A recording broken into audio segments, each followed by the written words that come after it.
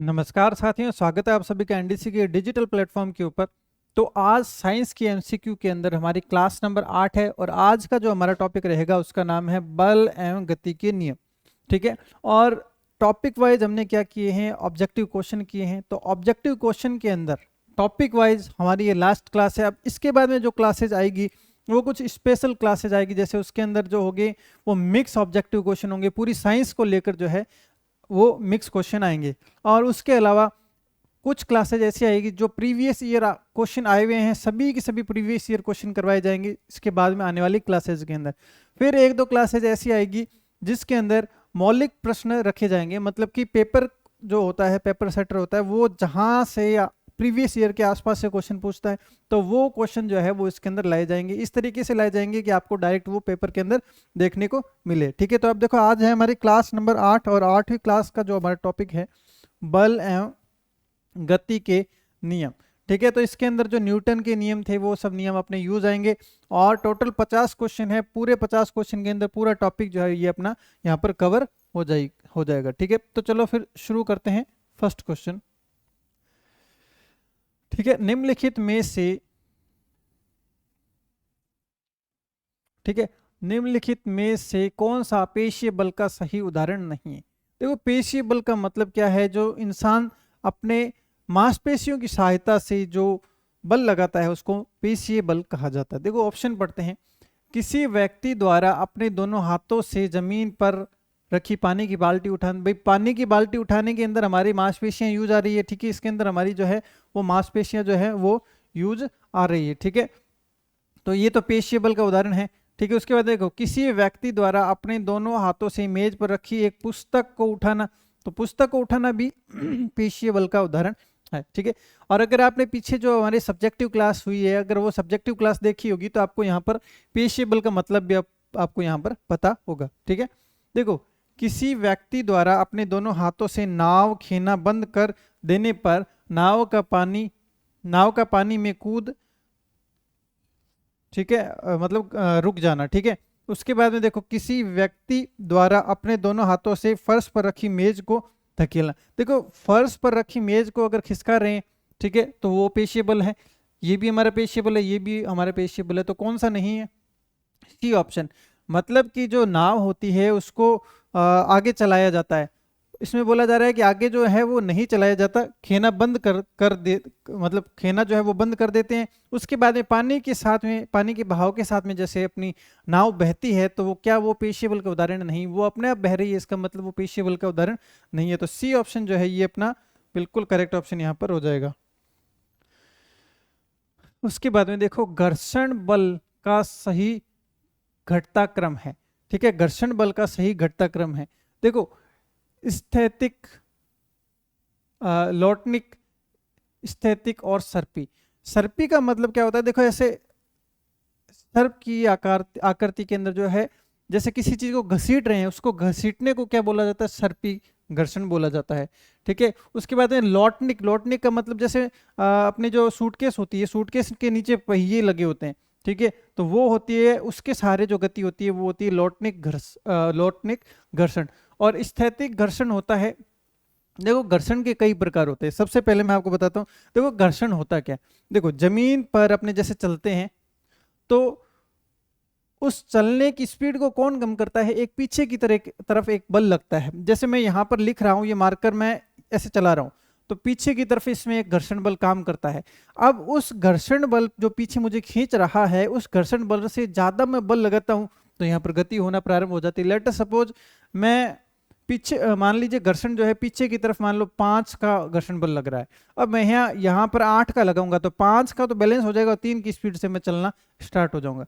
मतलब जो पीछे की तरफ कार्य करता है वो क्या होता है?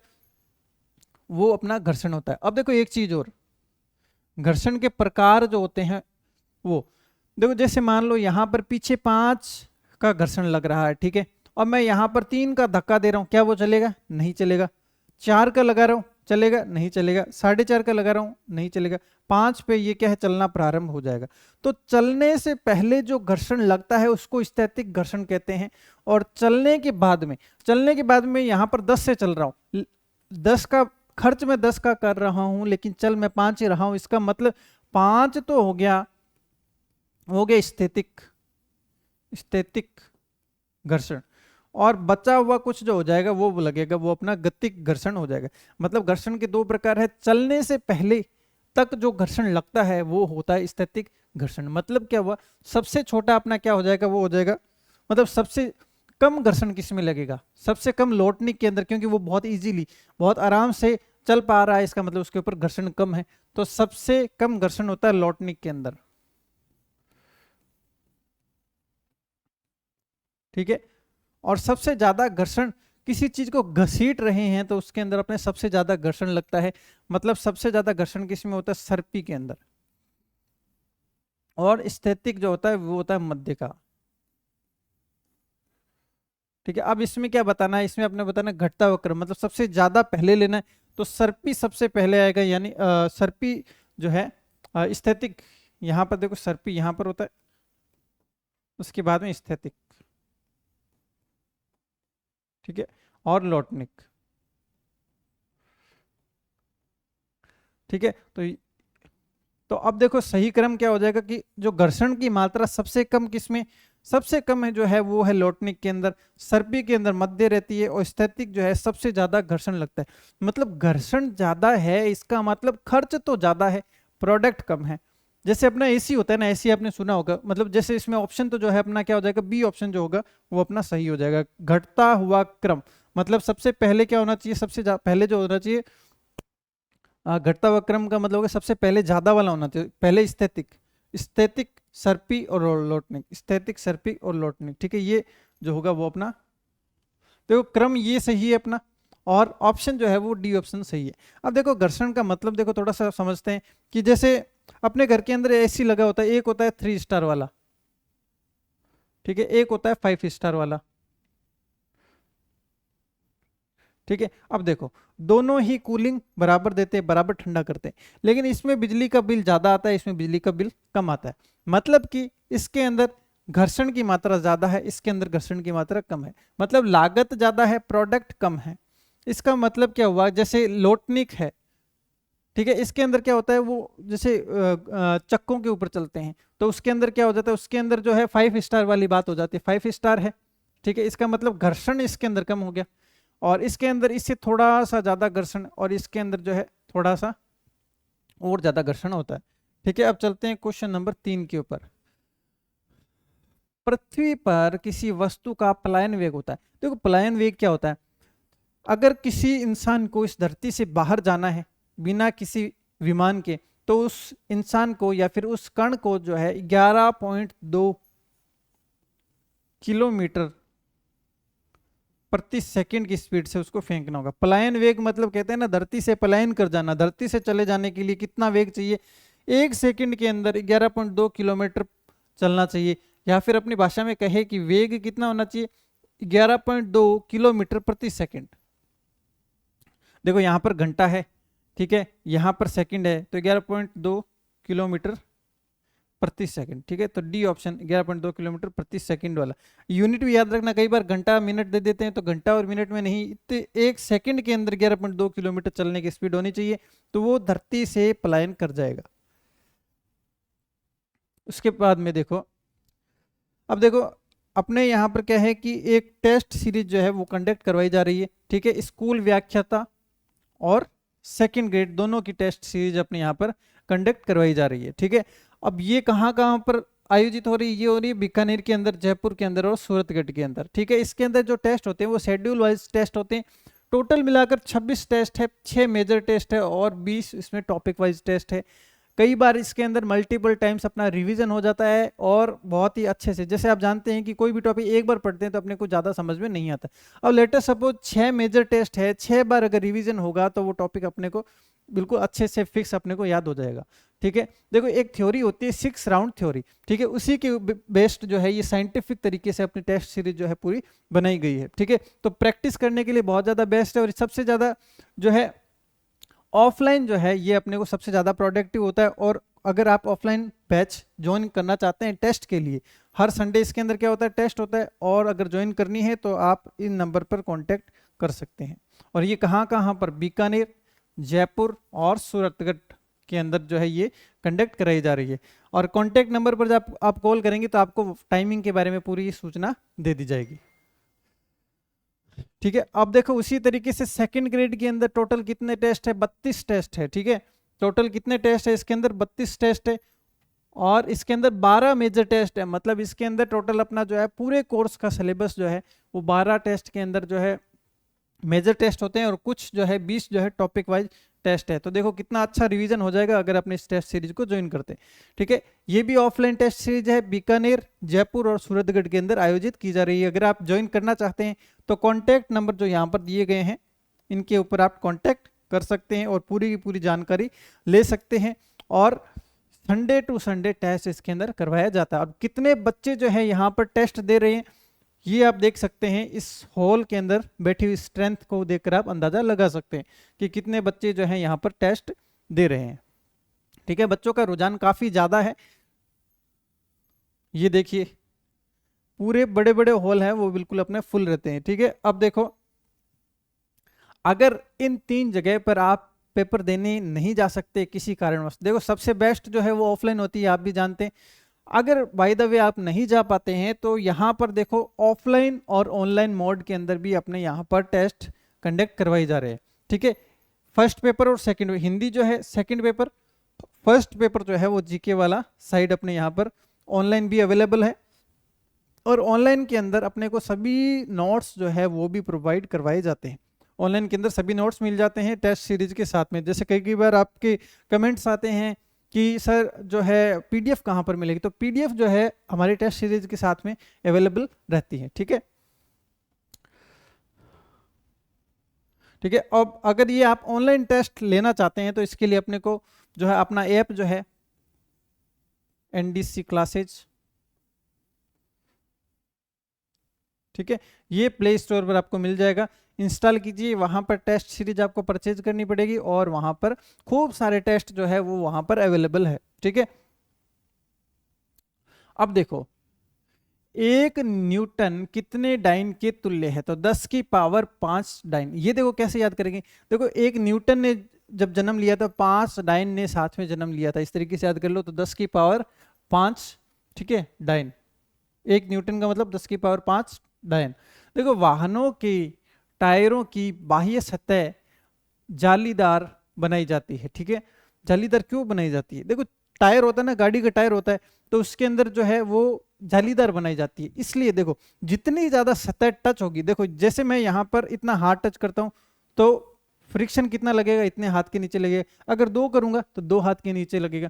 इसका मतलब जितनी ज्यादा सतह टच रहती है उतना ही ज्यादा क्या लगता है, घर्षण या फिर फ्रिक्शन लगता है।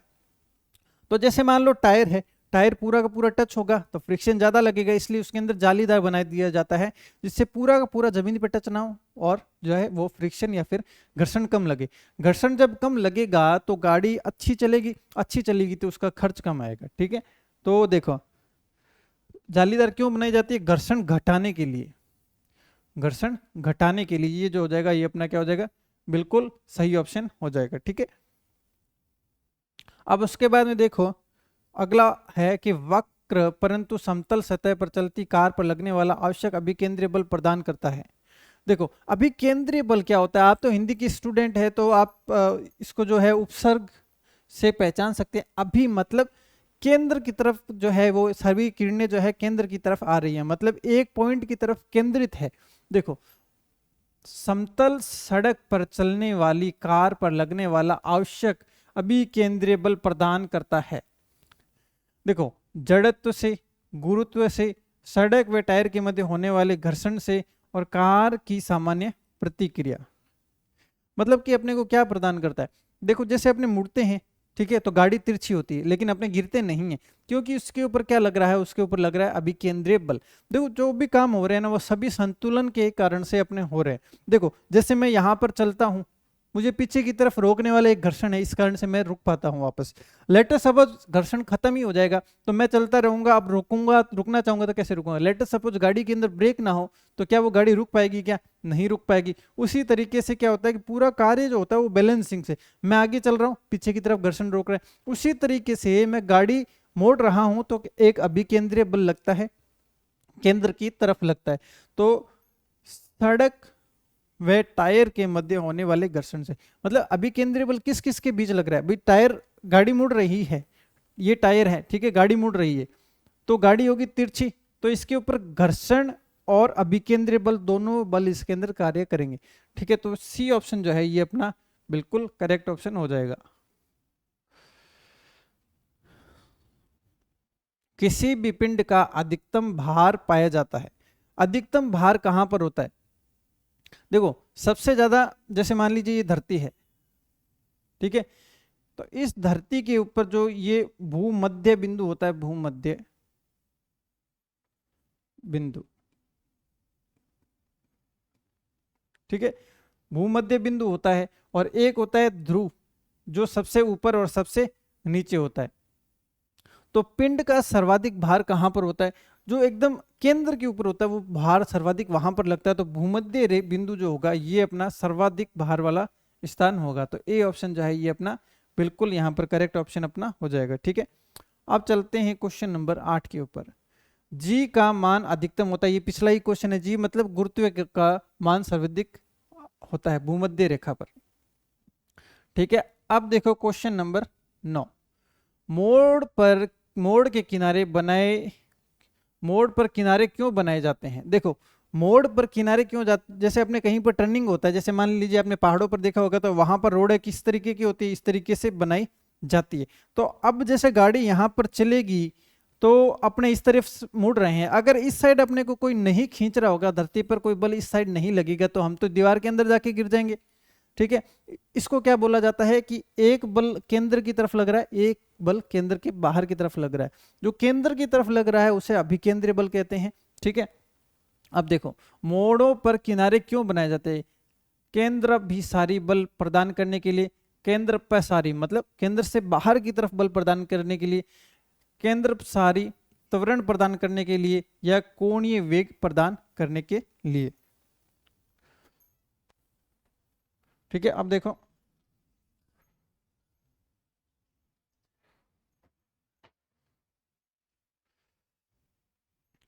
देखो मोड़ पे किनारे इसलिए बनाए जाते हैं कि केंद्र की तरफ केंद्र सारी बल प्रदान करने के लिए, ठीक है।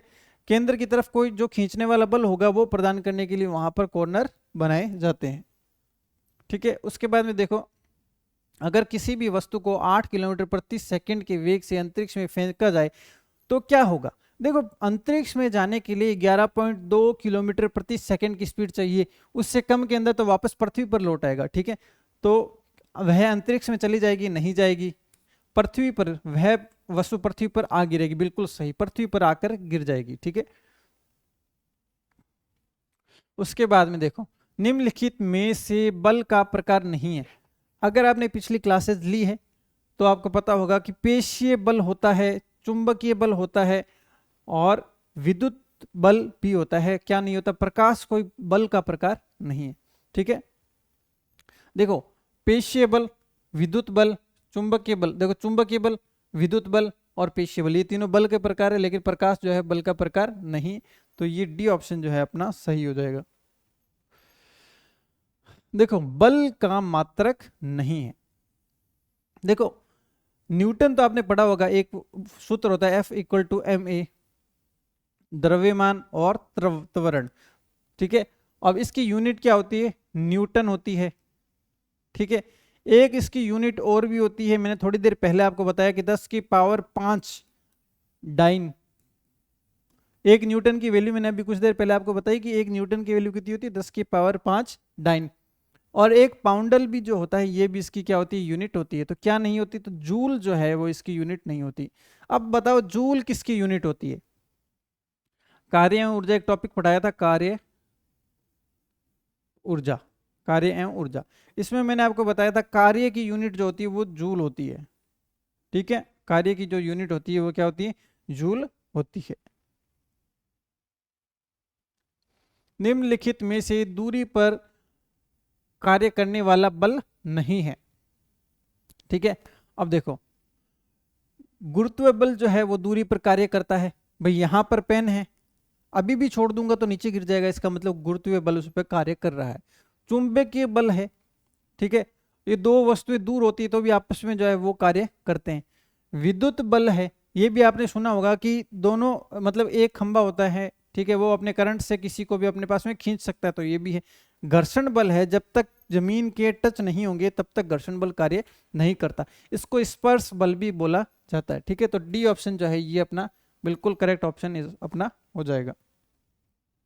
ठीक है, उसके बाद में जब कोई वस्तु किसी तरह पर किसी सतह पर गति करती है तब उस पर उसकी गति का विरोध करने वाला बल लगता है। देखो, सबसे पहली बात, किसी वस्तु की सतह पर कार्य कर रही है, ठीक है, सतह पर देखो कौन कार्य करता है, घर्षण बल कार्य करता है। अभी थोड़ी देर पहले मैंने आपको बताया कि चुंबकीय बल तो है वो दूर से ही कार्य करता है, दूरी पर भी कार्य करता है।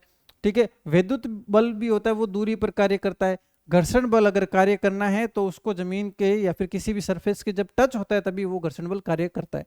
ठीक है, तो सतह पर गति करता है, गति का विरोध कौन करता है, अभी थोड़ी देर पहले मैंने आपको बताया, वो करता है घर्षण बल। निम्न में से जिस घटना में पेशीय बल कार्य करता है वह है, मतलब कि पेशीय बल किसमें कार्य करता है वो बताना है। पेड़ से फल टूट कर नीचे गिरना, क्या इसमें कोई पेशीय बल लगा है, मतलब कोई इंसान ने क्या इसके ऊपर कार्य किया है, नहीं किया, इसके अंदर पेशीय बल नहीं लगेगा। बैल द्वारा बैलगाड़ी खींचना, चुंबक पर लोहे की कील चिपकना, तो चुंबक पर लोहे की कील चिपकना कैसा है, विद्युत जो है चुंबकीय बल है इसके अंदर।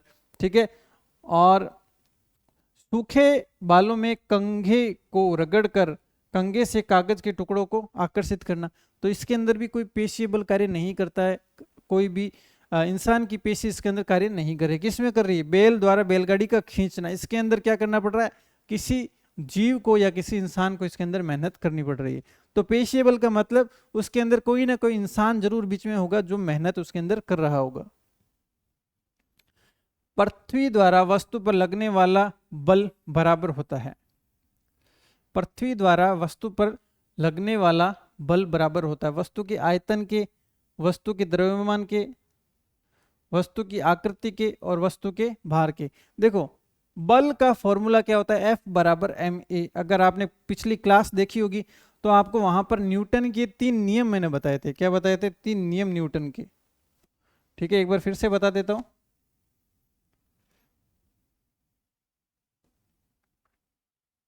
देखो, न्यूटन के नियम, ठीक है, कितने नियम थे, 3 नियम। ठीक है, पहले में देखो क्या बताया, F इक्वल टू, पहले के अंदर जो बताया वो जड़त्व का नियम था। क्या था, जड़त्व का नियम, जड़त्व का नियम। अब देखो जड़त्व का मतलब क्या होता है, आपने देखो हिंदी के अंदर एक पढ़ा होगा जड़ बुद्धि, मतलब कि जो चीज जड़त्व अवस्था के अंदर, वो जो चीज जिस अवस्था में है वो उसी अवस्था में रहना चाहती है। कोई चीज गतिशील है वो चाहती है कि मैं गतिशील रहूं, कोई स्थिर है तो वो चाहती है मैं स्थिर रहूं। ठीक है, तो कोई वस्तु तब तक गति करती है जब तक उसके ऊपर कोई बाह्य बल कार्य ना करे, कोई चीज तब तक स्थिर रहना चाहती है जब तक उसके ऊपर कोई बाह्य बल कार्य ना करे। तो इसको क्या बोला जाता है, जड़त्व इसको बोला जाता है। जब जड़त्व का विरोध किया जाता है तो फिर वस्तु भी वापस विरोध करती है। जैसे गतिशील अवस्था के अंदर जो है बस चल रही होती है तो वो चीज कैसी है, वो गतिमान है, वो चाहती है मैं गतिमान बनी रहूं, लेकिन ब्रेक लगते ही वो क्या होती है, वो गतिमान नहीं रहती, तो वो विरोध करती है, वो उसके अंदर धक्का लगता है। तो ये इस तरीके से जो धक्के लगते हैं वो जड़त्व के कारण से लगते हैं। जैसे अपना जो ब्लैंकेट होता है, चादर होता है, ठीक है, तो उसको जब हम झटकाते हैं तो उसके अंदर से कण बाहर निकलते हैं। अब वो कण चाहते हैं कि वो जिस अवस्था में है वो उसी अवस्था के अंदर रहना चाहते हैं। जैसे ही उसे गतिशील अवस्था में करते हैं तो वो बाहर निकलकर गिर जाते हैं। इसका मतलब वो भी क्या है, जड़त्व का उदाहरण है। वो क्या करते हैं, वो भी गति का जो है वो विरोध करते हैं। तो ये है फर्स्ट जो है वो जड़त्व का नियम है। सेकंड जो था अपना वो है F equal to M A, मतलब सेकंड नियम के अंदर अपने को क्या बताया गया, बल की परिभाषा बताई, F equal to M A. F मतलब F से फोर्स मतलब कि बल, M से द्रव्यमान, ए से क्या होता है, त्वरण होता है। ठीक है। द्रव्यमान मतलब वस्तु कितनी भारी है, त्वरण मतलब कि वेग में परिवर्तन की दर, मतलब लेट अस सपोज मैं पहले सेकंड में 5 की स्पीड से चल रहा हूं, दूसरे सेकंड में 6, तीसरे पे 7, तो त्वरण कितना हुआ, हर सेकंड कितना हो रहा है, एक एक का त्वरण उसके अंदर हो रहा है, मतलब चेंज इन वेलोसिटी। और थर्ड देखो, क्रिया प्रतिक्रिया का नियम, क्रिया प्रतिक्रिया का नियम,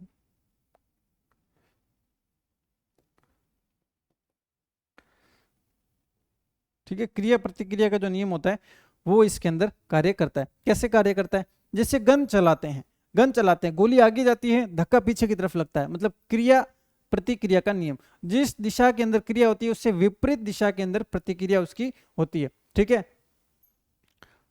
अब जैसे बॉल को दीवार पर मारते हैं, जितने बल से मारते हैं उतने ही बल से वापस आती है, इसका मतलब वो क्रिया प्रतिक्रिया का नियम, क्रिया कर रहे हैं जिस दिशा में उससे विपरीत दिशा में प्रतिक्रिया होती है, ठीक है। ये तीन जो नियम है ये अपने को यहाँ पर याद रखने हैं, ठीक है। ये नियम अपने को याद रखने हैं। अब देखो, वस्तु द्वारा बल बराबर होता है, देखो बल, बल किसके बराबर है, त्वरण और द्रव्यमान के प्रोडक्ट के बराबर, तो इसके अंदर देखो क्या है, द्रव्यमान, ठीक है। भार और द्रव्यमान में अंतर होता है, द्रव्यमान जो m से दर्शाया जाता है और भार के अंदर जो फोर्स होता है, बल के अंदर अपने पास में क्या आता है, m आता है, मतलब कि द्रव्यमान आता है। तो ये चीज याद रखनी है, द्रव्यमान के ऊपर बल बराबर होता है। जब एक व्यक्ति खुरदरी सतह पर चलता है तो सतह द्वारा आरोपित घर्षण बल, अब देखो घर्षण बल का पूछ रहा है, जैसे मैं आगे की तरफ चल रहा हूं, ठीक है, आगे की तरफ चल रहा हूं, ठीक है, तो घर्षण बल पीछे की तरफ लगेगा। भाई घर्षण बल वास्तव में क्या है, घर्षण बल अपने को पीछे लाने की, मतलब टांग खींचने वाली चीज है, मतलब आगे आगे चलेंगे तो पीछे लगेगा, पीछे चलेंगे तो आगे की तरफ लगेगा, ठीक है।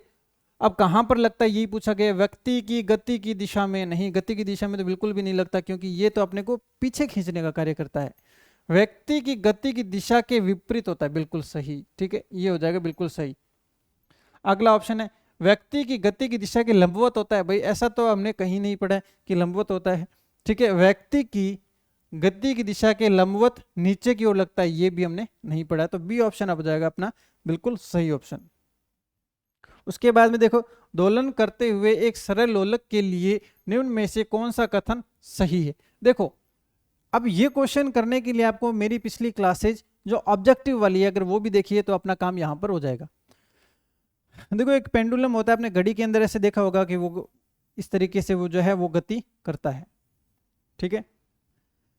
ये है अपनी जैसे घूमती है घड़ी का, तो ये यहां तक आता है, ये मैक्सिमम आ गया, उसके बाद में यहां पर आ गया बीच में, फिर यहां पर इस साइड भी मैक्सिमम आ गया, ठीक है।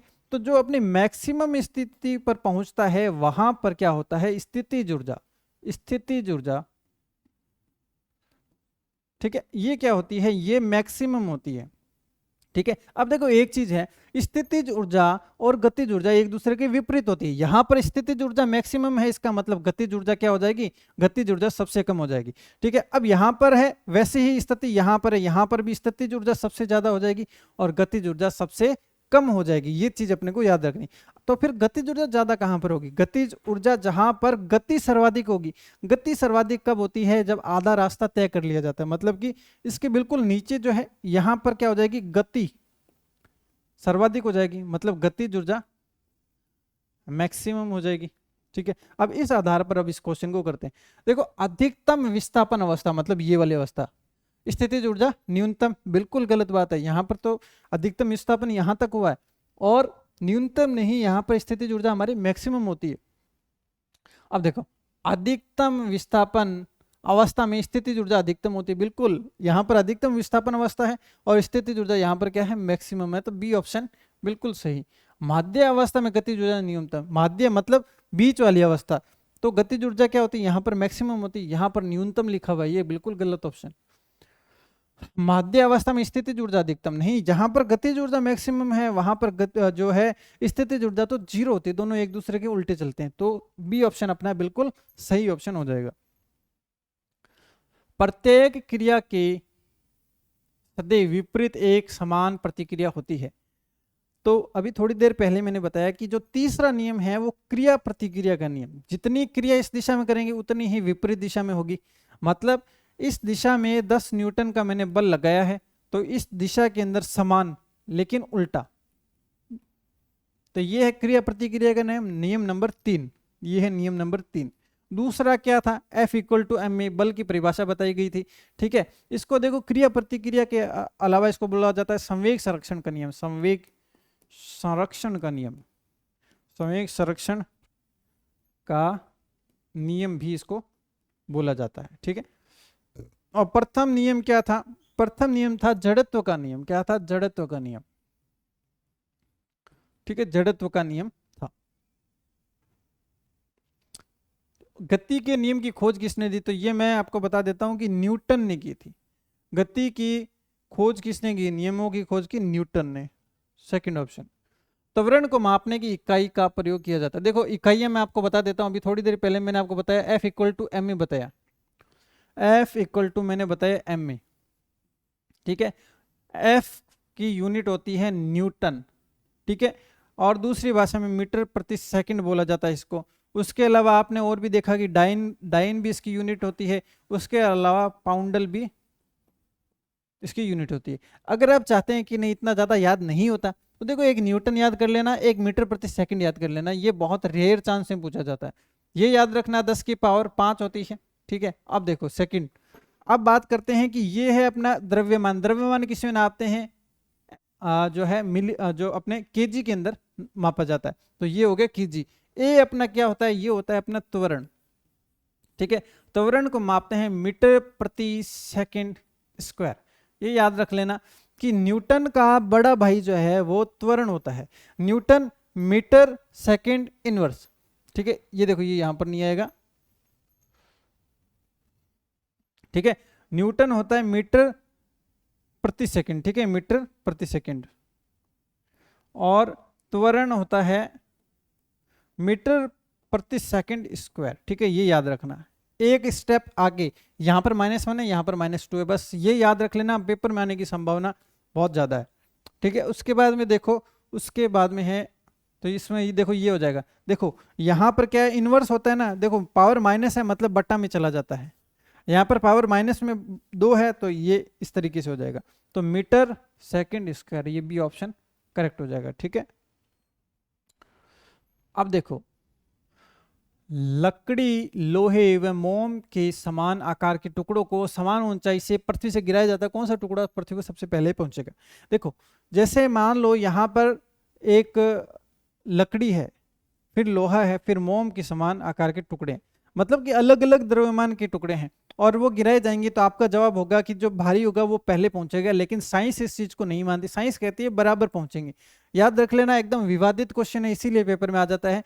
साइंस कहती है कि एक 10 किलो का पत्थर है और इधर एक रुई कॉटन बॉल है, मतलब रुई का जो है हल्का सा छोटा सा बॉल है, दोनों को जब गिराया जाता है तो दोनों साथ में गिरेंगे, ये साइंस मानता है। ठीक है, तो सभी साथ साथ पहुंचेंगे।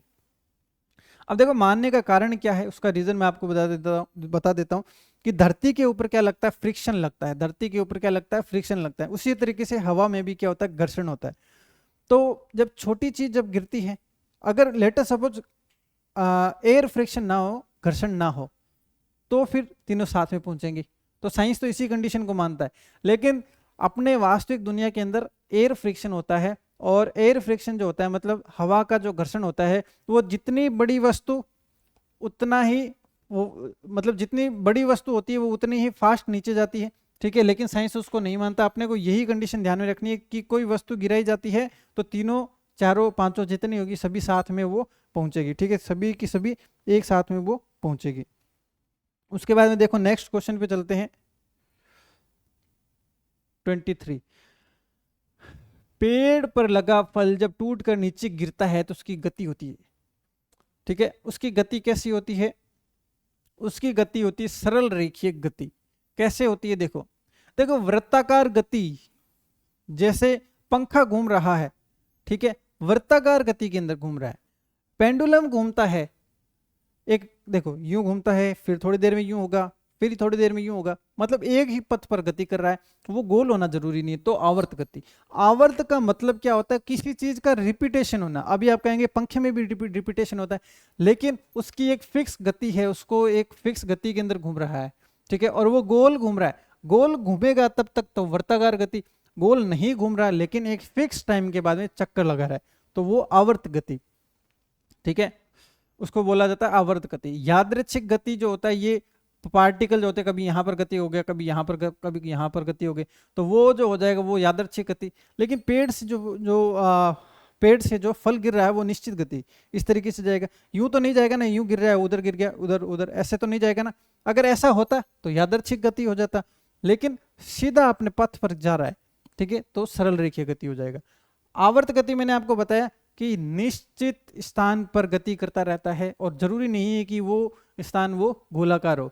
अगर गोलाकार है तो फिर वृत्ताकार गति, और निश्चित पथ पर गति कर रहा है, एक निश्चित समय के बाद में वहां पर चक्कर लगा रहा है, तो उसको आवर्त गति कहा जाता है, ठीक है। इकाई समय में तय की गई दूरी को वेग कहा जाता है, याद कर लेना, ठीक है। देखो, इकाई दूरी, इकाई समय में, इकाई समय में दूरी वेग हो जाएगा, इकाई समय में वेग तो त्वरण हो जाएगा। मतलब ऐसे याद रखो कि दूरी में परिवर्तन वेग होता है, वेग में परिवर्तन त्वरण होता है। मैंने आपको बताया भी था कि वेग का बड़ा भाई है वो क्या है, अपना त्वरण होता है, ठीक है। एक बार फिर से मैं आपको इसकी यूनिट बता देता हूँ। वेग की होती है मीटर सेकंड इनवर्स, या फिर हम कह सकते हैं मीटर प्रति सेकंड।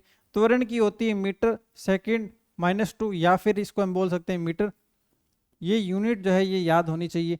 और दूरी में परिवर्तन समय के साथ में वेग, वेग में परिवर्तन समय के साथ में त्वरण, याद रखना। परिभाषा नहीं याद होती तो इतना याद रख लेना कि दूरी से वेग बनेगा, वेग से त्वरण बनेगा, वेग से त्वरण बनेगा। अब देखो चाल का मात्रक है, देखो चाल का मात्रक मीटर प्रति सेकंड, या फिर इसको मीटर एस इनवर्स। देखो बटा वाली चीज ऊपर लिखनी हो तो उसकी पावर में 1 आ जाता है। Let us suppose M S square है, मतलब कि ये त्वरण का मात्रक अगर इस तरीके से आता तो इसको एम एस की पावर -2 भी इसको हम लिख सकते थे, ठीक है। ये चीज अपने को याद रखनी है। तो चाल का मात्रक क्या हो जाएगा, मीटर प्रति सेकंड हो जाएगा। न्यूटन किसका मात्रक है, देखो न्यूटन, डाइन और पाउंडल, ये तीनों जो है वो बल के मात्रक है। न्यूटन, डाइन 10 की पावर 5, 1 न्यूटन मतलब 10 की पावर 5 डाइन होता है, और 1 पाउंडल, ये भी अपने कई बार रिपीट हो चुका है। क्वेश्चन नंबर 26, यदि विस्थापन का मान तय की गई दूरी के समान है तो नियम में से कौन सी स्थिति संभव है। देखो विस्थापन का मान तय की गई दूरी के समान है। देखो वृत्त में गति, सरल रेखा में एक ही दिशा में गति, आवर्त गति या यादृच्छिक गति। यदि विस्थापन का मान तय की गई दूरी, देखो विस्थापन मतलब मैं यहां से यहां तक चला, ठीक है, उतनी ही विस्थापन है और उतना ही अपना क्या है, ठीक है। विस्थापन का मान तय की गई दूरी, देखो सबसे पहले विस्थापन और दूरी के अंदर मैं आपको क्या समझाता हूं, डिफरेंस समझाता हूं, ठीक है। देखो विस्थापन क्या होता है, जैसे यहां पर किसी का घर है, ठीक है, यहां पर आपकी स्कूल है, डायरेक्ट अगर यहां पर पहुंचते हैं तो ये क्या हो जाता है, ये अपना हो जाता है विस्थापन। अब जैसे आप जाते हैं गलियों गलियों में से, ठीक है, इस गली में से, उसके घर के आगे से, फिर उसके घर के आगे से, ये, ठीक है, तो ये जो है ये तो है विस्थापन, और ये जो लंबी वाली जो दूरी है ये है अपनी डिस्टेंस, मतलब कि दूरी। अब ये क्या कह रहा है कि विस्थापन का मान दूरी के समान हो, मतलब यही विस्थापन है यही दूरी है, इसका मतलब वो कैसी गति कर रहा है। देखो ये तो यादृच्छिक गति हो जाएगी, ये देखो ये टेढ़ा मेढ़ा चलता है उसको तो यादृच्छिक गति बोलते हैं, सीधी जो होती है वो सरल रेखीय गति होती है। अभी ये कह रहा है कि विस्थापन और दूरी समान है, इसका मतलब दोनों ही सरल रेखा में गति कर रहे हैं। तो बी ऑप्शन जो है ये बिल्कुल सही ऑप्शन अपना यहाँ पर हो जाएगा, 26वें का बी ऑप्शन। अब देखो सबसे ज्यादा इंपॉर्टेंट चीज जो है वो इस टॉपिक यही है कि विस्थापन और डिस्टेंस, मतलब कि विस्थापन एक होता है विस्थापन और एक होता है दूरी, ठीक है। अभी देखो विस्थापन है वो सदिश है, सदिश है, ठीक है, और ये है अदिश है, ठीक है। अब सदिश अदिश और क्या होता है, देखो दूरी जो है ना, दूरी हो गया, चाल हो गया, द्रव्यमान हो गया, ठीक है, ये क्या होते हैं अपने अदिश राशि होते हैं।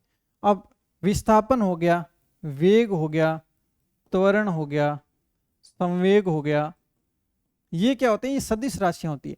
अब देखो सदिश अदिश में अंतर क्या है, देखो वही अंतर है जो एक सरकारी लगे हुए लड़के के अंदर और एक मान लीजिए लेटेस्ट सपोज अदर कोई वर्क कर रहा है उसे के अंदर जो होता है, ठीक है। मतलब कि साइंस के अंदर इनको थोड़ी सी मान्यता ज्यादा दी गई है, इसके अंदर सदिश है इसका मतलब ये दिशा भी साथ में बताएगा, और अदिश है इसका मतलब आपने देखा होगा 15 मीटर प्रति सेकंड, इसके अंदर ऐसा आता है। लेकिन विस्थापन होता है उसमें दिशा भी बताते हैं, 15 आई कैप प्लस 16 जे कैप प्लस 18 के कैप। मतलब क्या हुआ कि अपने को याद करना है सदिश कौन सा है, वेग हो गया, त्वरण हो गया, संवेग हो गया, विस्थापन हो गया, ये सब क्या होते हैं अपने जो सदिश राशियां हैं। और अदिश राशि कौन सी है, दूरी हो गया, चाल हो गया, द्रव्यमान हो गया, ये सब क्या होती है, ये अदिश राशियां होती है। अब मैं बता रहा था कि विस्थापन और दूरी के अंदर जो है वो क्या अंतर होता है, ठीक है, ठीक है। अब देखो विस्थापन और दूरी में अंतर क्या होता है, तो विस्थापन जो होता है शॉर्टेस्ट डिस्टेंस होती है, दूरी जो होती है वो मैक्सिमम जो ज्यादा से ज्यादा चली जाती है वो क्या हो जाती है, ये दूरी होगी, और शॉर्टेस्ट डिस्टेंस ये क्या हो गया अपना, ये अपना हो जाता है विस्थापन, ठीक है, ये याद रहना चाहिए। निम्न में से सत्य कथन है, सत्य कथन बताना है, क्रिया व प्रतिक्रिया एक ही वस्तु द्वारा लगाई जाती है, बिल्कुल। क्रिया व प्रतिक्रिया, देखो क्रिया प्रतिक्रिया एक के बाद एक लगती है, क्रिया प्रतिक्रिया एक दूसरे की विपरीत दिशा में लगती है, ये तो सही है बिल्कुल। क्रिया प्रतिक्रिया का नियम गैलीलियो ने दिया, ये भी सही है बिल्कुल। क्रिया प्रतिक्रिया एक के बाद एक लगती है, बिल्कुल सही बात है। लेकिन देखो जैसे मान लीजिए कोई इंसान है सामने, ठीक है, उसको एक थप्पड़ मारी तो क्रिया तो आपने की, अब वापस वो मारेगा तो वो प्रतिक्रिया होगी, ठीक है। मतलब कि जो क्रिया कर रहा है प्रतिक्रिया दूसरा इंसान करता है, ठीक है, क्रिया जो करता है। अब जैसे मान लो लेटर सपोज जैसे मिसाइल जाती है ऊपर, ठीक है, ऊपर जाने का कार्य कौन कर रही है, मिसाइल कर रही है, प्रतिक्रिया कौन दे रहा है, प्रतिक्रिया जो है वो धरती दे रही है, मतलब नीचे से हवा जो नीचे जो गैस होती है वो बाहर निकल रही है और धरती उसको वापस ऊपर की तरफ धक्का दे रही है। वैसे ही जैसे हम पैदल चलते हैं, ठीक है, जैसे ये मान लो पैर है, ठीक है, ये पैर है, तो क्रिया तो कर रहे हैं जमीन के ऊपर, प्रतिक्रिया कौन कर रही है, वापस जमीन आपके ऊपर प्रतिक्रिया कर रही है। मतलब क्रिया और प्रतिक्रिया एक ही वस्तु द्वारा नहीं लगाई जाती है, अलग अलग वस्तु द्वारा ये लगाई जाती है, ठीक है। तो ये वाला ऑप्शन जो है ए ऑप्शन अपना बिल्कुल करेक्ट ऑप्शन हो जाएगा, ठीक है। उसके बाद में चलते ट्रक को रोकना कठिन है, ठीक है, यह कथन किस नियम को प्रतिपादित करता है। देखो गति का दूसरा नियम, न्यूटन का घर्षण का नियम, गति का तीसरा नियम या जड़त्व का नियम। अब देखो एक चीज आपको बताई थी कि जो चीज जैसी है ना वो वैसी रहना चाहती है। लेटेस्ट सपोज आप किसी स्कूल के अंदर पढ़ रहे हैं, नॉर्मल स्कूल के अंदर पढ़ रहे हैं जहां पर सभी जो है एवरेज बच्चे हैं, अगर आपको अच्छी स्कूल में भेज देंगे तो आप अनकंफर्टेबल हो जाएंगे, ठीक है। रीजन क्या हुआ इसका, जड़त्व का नियम, मतलब इंसान जिस कंडीशन में है उसी कंडीशन में रहना चाहता है, ठीक है। जैसे लड़की होती है उसकी शादी से पहले वो जिस कंफर्ट में रह रही होती है वो चाहती है कि अगले घर में जाने भी बाद भी उसी कंफर्ट में रहे, जो कि पॉसिबल नहीं है। तो क्या होता है, फिर होता है वहां पर भी जड़त्व का नियम लग जाता है और वहां पर क्या हो जाता है, कलेश स्टार्ट हो जाता है। मतलब जड़त्व का नियम, साइंस के जो नियम है वो हर इंसान के ऊपर लागू होते हैं, ठीक है। मतलब क्या हुआ, जड़त्व का मतलब ये हुआ कि ट्रक चल रहा था, वो चाहता है मैं चलता रहूं, लेकिन रोकने का प्रयास किया जा रहा है, रोकने का प्रयास किया जा रहा है, मतलब जड़त्व का नियम यहां पर लग रहा है। डी ऑप्शन बिल्कुल करेक्ट ऑप्शन यहां पर हो जाएगा, ठीक है। कोई पिंड तब तक त्वरित होता रहेगा जब तक कि, मतलब कोई पिंड कब तक त्वरित होता है भाई, कोई स्पीड गाड़ी, त्वरण का मतलब देखो बेसिकली अगर मैं आपको समझाऊं तो जैसे कार चलती है 40 की स्पीड में चल रही है, फिर उसको और ज्यादा रेस दी, अब वो 50 की स्पीड में चल रही है, मतलब चेंज इन वेलोसिटी, पहले 40 की स्पीड से चल रही थी, अब 50 की स्पीड में चेंज कितना हुआ, 10 का हुआ, 10 का आपका क्या हो जाएगा, वो त्वरण हो जाएगा। अब ये त्वरण कब तक होता रहता है, त्वरण कब तक होता रहता है भाई, जब तक आप स्पीड देते रहेंगे, जब तक उसके रेस देते रहेंगे, तब तक वो त्वरण होता रहेगा। ठीक है, तो इसका मतलब क्या हुआ, जब तक देखो परिणामी बल घटने पर, देखो परिणामी बल घटने पर त्वरण कम हो सकता है, जीरो नहीं हो सकता। ठीक है, वेग की दिशा परिवर्तित, देखो वेग की दिशा से कोई मतलब नहीं है, दिशा कोई और कर दो और गाड़ी फास्ट चलाते रहो तो त्वरण अभी भी होगा। ठीक है, परिणामी बल गति की दिशा के लंबवत, लंबवत का देखो इसके अंदर कोई जो है रोल नहीं है, परिणामी बल शून्य हो जाए, बिल्कुल जब परिणामी बल शून्य हो जाए, जब उसको रेस देना ही बंद कर देंगे तो उसका त्वरण क्या हो जाएगा, वो त्वरण हो जाएगा उसका जीरो। ठीक है, तो सी ऑप्शन जो है ये अपना हो जाएगा बिल्कुल करेक्ट ऑप्शन। देखो उसके बाद में क्वेश्चन नंबर 30, 30 नंबर प्रश्न। ठीक है, 30 नंबर प्रश्न, जब एक वस्तु पर कई बल एक साथ कार्य करते हैं तो प्रत्येक बल के कारण परिमाण व दिशा में परस्पर त्वरण लगता रहता है। ठीक है, देखो एक वस्तु पर कई बल एक साथ कार्य करते हैं तो प्रत्येक बल के कारण परिमाण व दिशा में त्वरण ऐसे लगता है। देखो बहुत सारे बल अपने ऊपर कार्य करते हैं, लेटर सपोज मैं यहाँ पर खड़ा हूँ, मुझे 5-7 बच्चे पीछे से धक्का दे रहे हैं, तो क्या मैं अलग दिशा में थोड़ा इधर जाऊंगा थोड़ा इधर जाऊंगा, ऐसे अलग अलग दिशा में जाऊंगा क्या, नहीं, एक फिक्स दिशा के अंदर, जिस दिशा के अंदर जो है परिणामी बल लग रहा है आपने उस दिशा के अंदर गति करेंगे।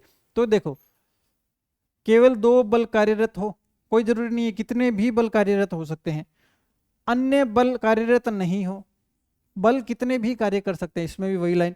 ठीक है, सबका परिणामी बल कार्यरत हो, मतलब कि खड़ा मैं यहां पर हूं, 5 बच्चे पीछे से धक्का लगा रहे हैं, जाऊंगा किस दिशा में, जिस दिशा में परिणामी होगा, तो सबका परिणामी बल क्या होता है, कार्यरत रहता है, मतलब किस दिशा में गति करते हैं, जहां पर परिणामी बल कार्य करता है।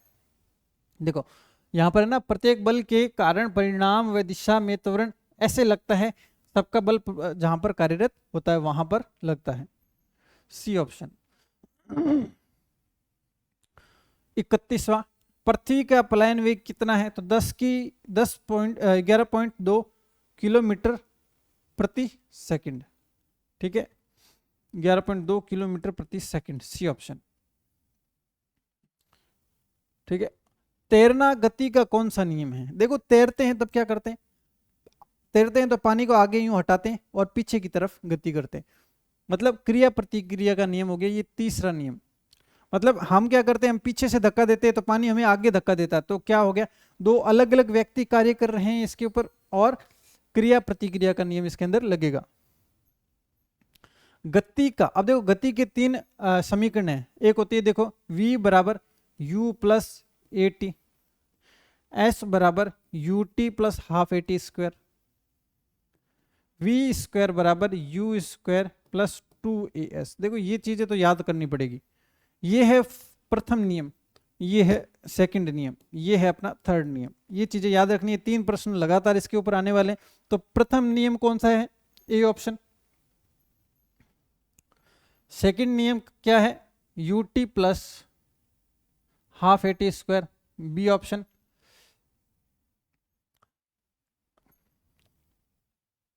अच्छा इसके अंदर देखो तीसरा नियम पूछा गया ना, तीसरा नियम, तीसरा नियम जो है वो क्या है, वी स्क्वायर बराबर यू स्क्वायर प्लस 2as।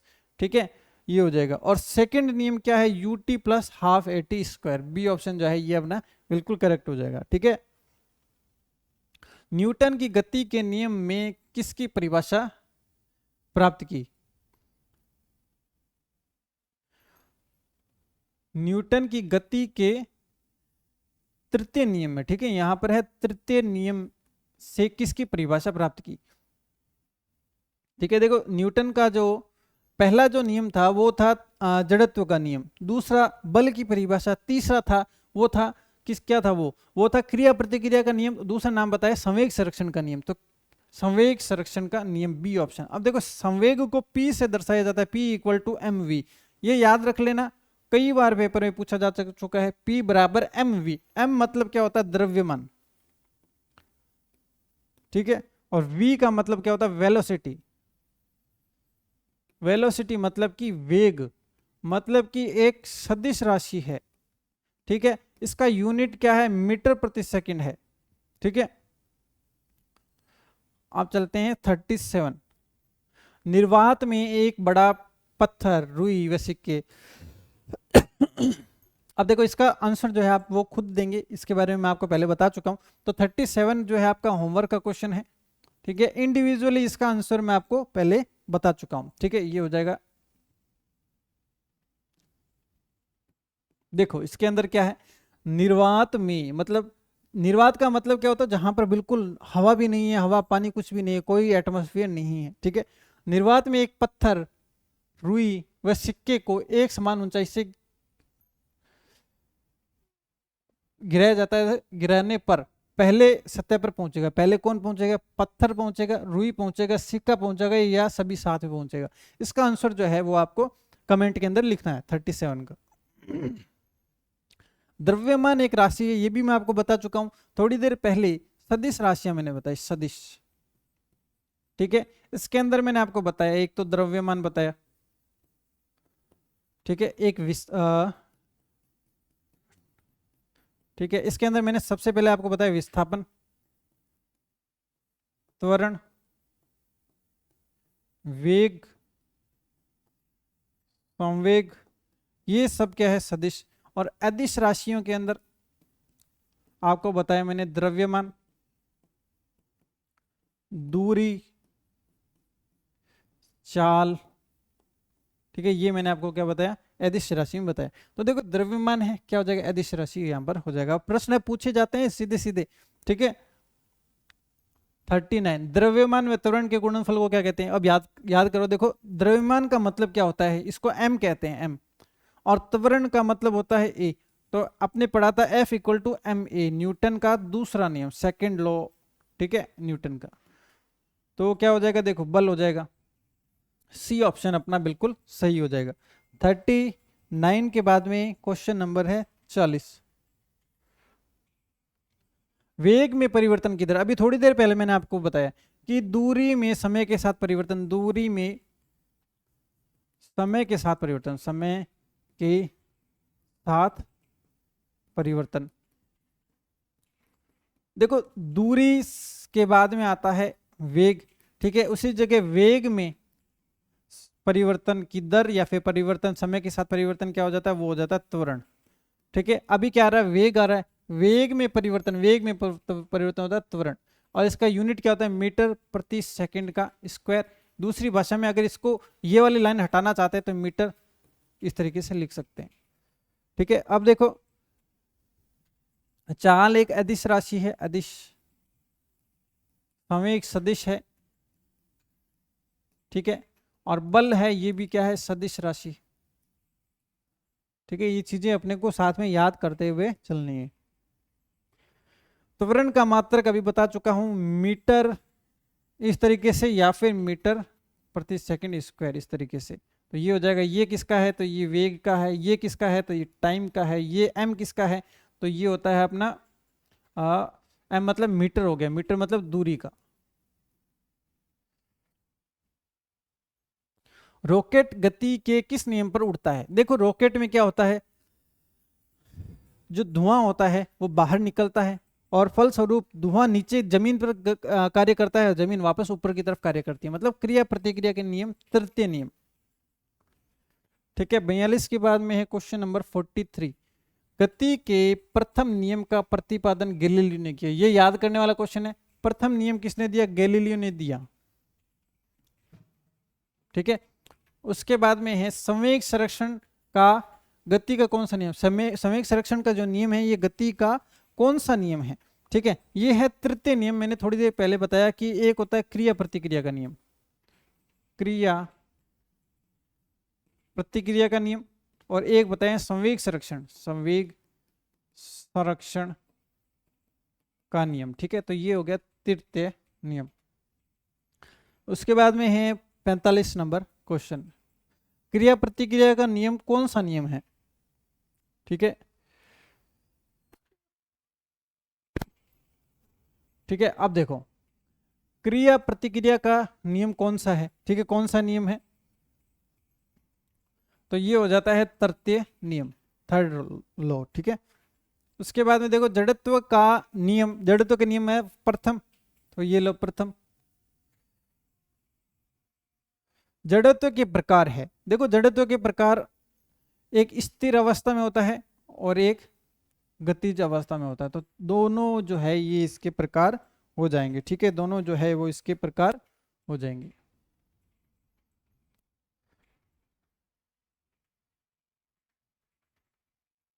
अब देखो 48 नंबर क्वेश्चन, देखो कोल्लू के बेल की गति है। अब कोल्लू का बेल कैसे गति करता है, आपने हिंदी की कहानियां पढ़ी होगी, जैसे चौथी पांचवी में थे तो एक इस टाइप की कोई कहानियां भी जो है वो आया करती थी। ठीक है, तो कोल्लू के बेल की गति कैसी है, देखो कोल्लू का बेल क्या होता है, देखो बीच में जो है एक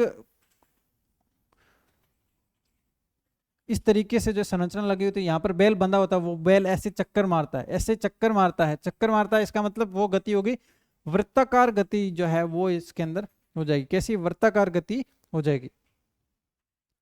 निम्न में से अदिश राशि है, देखो अदिश राशि आप बता सकते हैं। विस्थापन कैसी है, विस्थापन सदिश राशि है। ठीक है, बल सदिश राशि है। वेग कैसी है, वेग भी सदिश है।